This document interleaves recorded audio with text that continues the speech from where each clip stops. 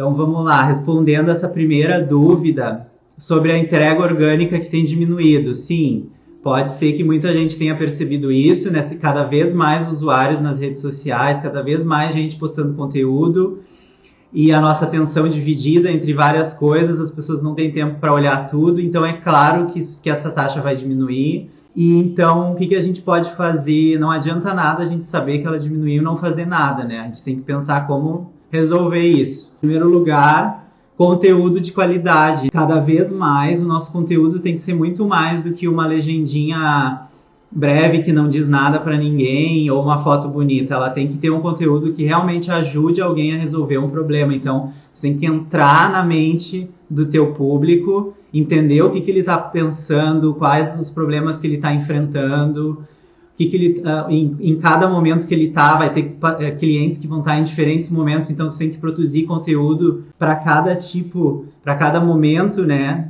de cada cliente. Então o conteúdo sempre de valor que realmente ajude, não aquela coisa mais ou menos, assim, só para deixar a pessoa com curiosidade de saber mais. Não, o post ele tem que ter início, meio e fim, e ele tem que resolver uma dor, e a pessoa sentir que, nossa, essa pessoa vale a pena seguir, ela me ajuda. Isso a gente usa bastante aqui para os nossos clientes, a gente oferece conteúdo informativo, né, que realmente a pessoa, inspiracional também, para que a pessoa sinta parte de uma comunidade, que tem visões em comum, né, muito além de um produto ou serviço, são visões de mundo em comum, que a pessoa tem um senso de pertencimento, que ela quer seguir aquilo, ela quer viver aquilo, então isso é um pouco de branding que a gente trabalha, né, então a marca, a emoção, né, o conteúdo de vocês vai muito além do produto ou serviço, ele tem que gerar uma conexão emotiva com esse público.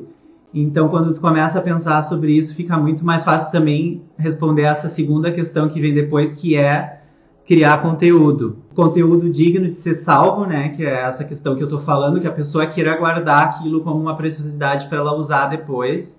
Então, sempre tenham isso em mente na hora de criar um conteúdo. E compartilhar entre os diferentes canais, né? Se postou no feed, compartilha nos stories e usar as hashtags também. Então, se postou no feed, usa as hashtags relevantes ao teu segmento. Nos stories também, experimenta hashtags que elas funcionam, elas atingem pessoas diferentes. Então, vale a pena testar. Tudo que eu tô falando é coisa que a gente usa e testa aqui, então pode usar, que é comprovado. Marcar também as localizações sempre. Então, seja o teu bairro, seja a tua cidade, o local do teu negócio ou do negócio do teu cliente. Usa todos esses recursos para otimizar o alcance desse conteúdo. E, por último, tem que anunciar, pessoal. Não adianta ficar fazendo um monte de post e ver que não está alcançando muitas pessoas e não anunciar. Às vezes tu produzir um conteúdo bem legal, um baita texto que vai ajudar um monte de gente e não está sendo entregue, então tem que anunciar. Coloca na tua estratégia uma verba destinada tanto na hora de criar o conteúdo, né? Que público é esse, que idade ele tem, se é mulher, se é homem, que dificuldades que ele passa, se é formado, se não é, se é estudante, se não é. Que na hora de tu fazer o anúncio vai ajudar, né? É essencial também essa parte de direcionar bem o teu anúncio, se é um público novo, né, que nunca te viu, se é um público que já te conhece, o que tu vai estar oferecendo para cada público e na hora de configurar esses anúncios. Respondendo essa pergunta, né, de como resolver esse problema do alcance, né, que está cada vez diminuindo mais, é isso, foquem muito no conteúdo de qualidade e usem todos esses recursos, hashtag, compartilhar o conteúdo, marcar pessoas e tirar também um pouco o foco de vocês. Foquem sempre no público, o que eles estão precisando, quais as dúvidas, perguntem sobre o que eles precisam, que tipo de conteúdo postar, que é a questão do conteúdo de valor, dicas práticas, que a pessoa consiga resolver algum problema, que sejam também autênticas, né? Tá faltando um pouco de autenticidade aí, tem muita gente... É tudo mais do mesmo. Então, tenta usar exemplos práticos, relevantes da tua experiência, de coisas, se tu produz conteúdo para o teu cliente, que o teu cliente tem de diferencial. Então, focar no teu diferencial, em coisas na tua visão de mundo, nas experiências que tu passou. Isso daí faz teste que vocês veem que o engajamento ele começa a melhorar, ele é muito mais verdadeiro, as pessoas realmente se engajam com aquilo. Então tem que entrar na mente do teu público, quais as dúvidas que ele tem e tentar responder sempre as dúvidas. E aí, claro, tem que se planejar, não adianta querer ter uma ideia de um conteúdo legal para amanhã, amanhã eu preciso, ou agora, tipo, agora de tarde eu preciso postar tal coisa. Pode até conseguir, mas é muito difícil, tu vai estar sempre correndo atrás da máquina e a chance de tu oferecer um conteúdo bom assim é muito mais difícil. Então se planeje com antecedência aqui, né? Tudo que a gente vai postar em agosto já está pronto, está sendo aprovado para entrar. Claro que se aparecer alguma coisa ou outra espontânea, a gente também pode criar esse tipo de conteúdo espontâneo, mas o conteúdo bom ele tem que ser planejado com antecedência, tá? Então, uma semana, tem gente que consegue, a gente aqui faz por um mês de antecedência já, porque a gente sabe que se deixar para em cima da hora, é difícil tu vir com uma ideia boa, que esteja um texto legal, tem que revisar, tá tudo certo, tem que produzir a imagem, tem que produzir o vídeo, então tem que ser com antecedência para tu conseguir produzir um conteúdo legal e sempre diversificar o máximo possível, falar de coisas de diferenciais, de benefícios, depoimentos de clientes. A gente aqui tem uma planilha com mais de 20 itens que a gente usa ali para sempre se lembrar de conteúdos que a gente pode estar variando. E a terceira, então, que é como encontrar clientes. Que a demanda, né, para esse tipo de serviço, ela nunca foi tão grande, né? A questão das mídias sociais e redes sociais, o público já está muito mais propenso, todo mundo sente a necessidade desse tipo de serviço. Se não está pagando alguém para fazer, tá produzindo por si mesmo, né? Porque sabe que é importante estar ali onde as pessoas estão, né? Quem não tá no celular, no Instagram, Facebook, ou seja, tem, né, diversas outras redes aí que ainda são bastante usadas, tem blog, tem LinkedIn, o próprio WhatsApp, né? Grupos de WhatsApp, grupos de Facebook, tem que estar onde as pessoas estão. Como encontrar clientes? Uma coisa muito importante é a questão do segmento, definir o nicho que tu vai atuar, definir o nicho, ter um nicho claro. Aqui a gente começou atendendo todo mundo, né? Todo mundo é cliente ideal, mas daí a gente começou a perceber que fica muito mais difícil tu conseguir prospectar. Então, é difícil, eu sei, a gente fica meio relutante a definir um nicho, porque a gente não quer se limitar, mas então talvez no início não se limite assim tanto, mas pelo menos defina um e comece a prospectar este um. Então, eu já atendi muito academia, ou eu já atendi muito restaurante, não sei, qualquer nicho que tu já tenha um pouco de experiência, define, esse, eu acho que eu consigo atender bem esse público e eu vou prospectar. Então vai no Google ou pensa em pessoas conhecidas e vai atrás e começa a se focar em um segmento e atender bem esse segmento. Aqui no caso a gente se focou na área da saúde, que a gente foi criando um mailing, né, que eu fui trabalhando esse mailing, enviando conteúdo semana a semana, mês a mês, já fazem 2 ou 3 anos que eu tô sempre enviando esse conteúdo, e aí tu acha que as pessoas às vezes não estão ali querendo saber. Eu tenho clientes que eu vou visitar às vezes, que dizem, nossa, eu acompanho teu conteúdo já faz 2 anos, mas eu tava esperando um momento, para tomar uma atitude. Sabia que eu tinha que fazer alguma coisa. Então tem aqueles que já estão na hora ali te esperando, era isso que eu precisava. Por isso que é importante abrir bastante o teu leque de pessoas, entrar em contato com o máximo de pessoas possível. Entra no Google, vê pessoas potenciais, empresas, negócios que tu pode estar ajudando. Faz uma lista, bota numa planilha ali, e-mail, nome, e-mail, carrega no MailChimp e vai trabalhando nessa lista, vai emendando um conteúdo novo que tu fez, uma dica que pode ajudar ele vai começar a perceber que tu pode fazer alguma coisa por ele e vai querer saber mais sobre ti e ele virar teu cliente. Então, não adianta atirar só de um lado ou só do outro, ficar só postando, fazendo anúncio e também não entrar em contato assim direto, sabe?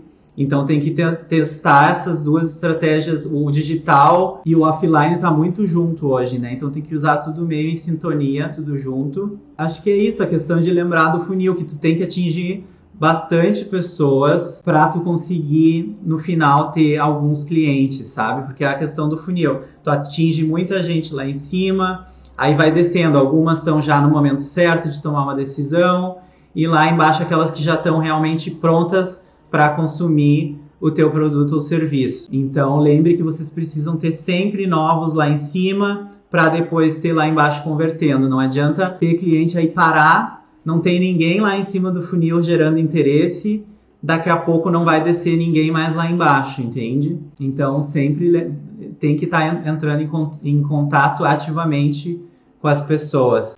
Como a gente organiza as personas? Essa questão a gente faz um briefing primeiro com o cliente, né? Para entender bem os objetivos que ele tem, né? Muita gente nessa área procura, na área que a gente atende, é criar mais valor, gerar mais valor para os seus serviços, né? Para poder aumentar o ticket, poder cobrar mais, para poder ter um cliente melhor, que esteja disposto a pagar mais, né? Então, isso tudo a gente entende conversando com o nosso cliente e os serviços que ele quer focar. Eu quero focar mais em serviços estéticos, ou eu quero focar mais em, sei lá, implantes. Então a gente conversa, entende bem o que os objetivos do cliente e aí começa então a pensar quem são essas pessoas, né? O cliente também vai te passar muita informação sobre o tipo de público ideal que ele tem atendido. São pessoas que geralmente entre 30 anos, que recém-casaram e tem um filho pequeno. Eles vão começar a te dar detalhes. Já são formados, viajam muito, fazem viagens internacionais. Então tu já começa a ter uma noção do estilo de vida desse cliente.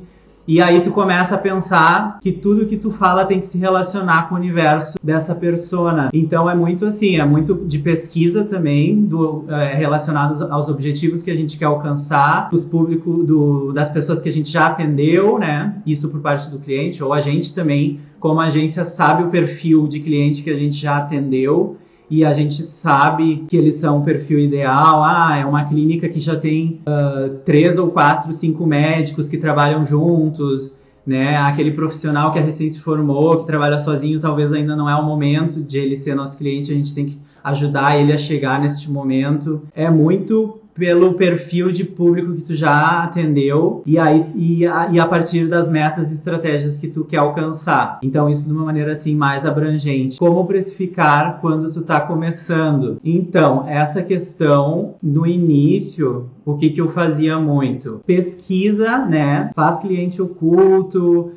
Se tu não quer tu mesmo fazer, sempre tem um parente ou amigo que poderia tá precisando de um serviço de design, de mídias sociais, então tu pede para esse parente ou amigo fazer orçamentos desse tipo de serviço, como se ele fosse precisar mesmo, e às vezes até, no caso, eu usava muito a minha irmã, porque ela também tem empresa e ela precisava orçar esse tipo de serviço mesmo, então ela pedia os orçamentos e eu já ficava por dentro do que o mercado estava oferecendo, o que era oferecido, como é que era cobrado, tá? Isso ajuda muito até para te contextualizar onde tu vai te encaixar. E aí também tem a questão de, no início, a gente quer fazer portfólio, né? Então não adianta tu já querer sair cobrando um preço muito alto. E a gente quer mesmo poder comprovar que a gente pode ajudar. Então daí tu acaba baixando um pouco para poder conseguir os primeiros clientes. E tudo bem. E foi assim que eu fiz no início. Comecei a oferecer, fui atrás dos clientes, oferecendo mais visibilidade. E aos poucos comecei a ter mais clientes, comecei a oferecer resultados. E eu vi que eu estava oferecendo muito porque eu estava cobrando, eu não estava dando conta. E aí os próximos clientes eu comecei a ir aumentando e melhorando e aperfeiçoando os serviços. E assim tu vai indo, tu vai aperfeiçoando o teu serviço, vai cobrando um pouco mais e vai conseguindo melhores clientes. Mas no início é assim mesmo, tu tem que tirar uma média do mercado e o quanto tu tá disposto a cobrar no início para conseguir gerar esse portfólio que tu precisa, porque um cliente daí vai te dar mais visibilidade para outros e assim por diante. Pesquisar o que está sendo feito no mercado e também ver um valor ali, né, que tu consiga, que esteja bom para ti, que acho que é muito do quanto tu espera receber. O que eu faço muito é pensar assim, quanto o valor X que eu quero atingir por mês como profissional. Eu acho que um profissional como eu, neste momento que eu tô, tem que ganhar no mínimo X por mês. Ok. Aí tu pega este valor X por mês, que tu acha que é o que tu merece nesse momento, e tu vai dividir pelas horas disponíveis que tu tem de trabalho. Então, tu tem 8 horas por dia, 5 dias por semana, 40 horas por semana, aí tu vai fazer o cálculo e aí tu vai começar, esse é o jeito mais certo, tá? Quantas horas eu gasto nesse cliente? Aí tu já vai ter o valor da tua hora. Então, eu vou gastar 4, 5 horas para fazer isso. A minha hora está custando tanto neste momento porque eu quero atingir o valor X do mês, que é o que eu mereço. E aí tu vai precificando em função disso também. Claro, daí tu vai comparar com o que o mercado está cobrando. Se é um valor muito absurdo acima, aí também não vai funcionar. Então, essa média que tu tem que fazer.